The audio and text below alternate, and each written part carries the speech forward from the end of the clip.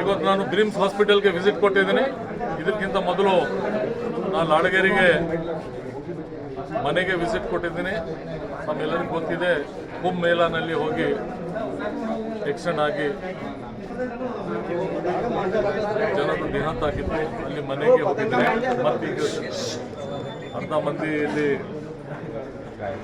ಹಾಸ್ಪಿಟಲ್ನಲ್ಲಿ ಗಾಯ ಆಗಿದೆ, ಕಾಲು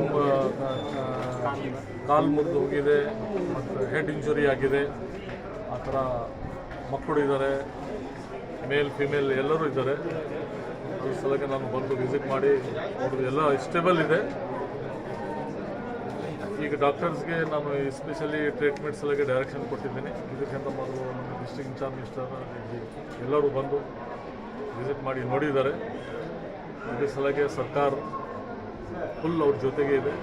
ಏನೋ ಸಮಸ್ಯೆ ಇರಲಿ, ಸರ್ಕಾರದಿಂದ ಆಗಲಿ ಪರ್ಸನಲ್ ಆಗಲಿ ನಾವು ಅವ್ರ ಜೊತೆಗೆ ಎಲ್ಲ ರೀತಿಯಿಂದ ಖರ್ಚು ಮಾಡಲಿಕ್ಕೆ ರೆಡಿ.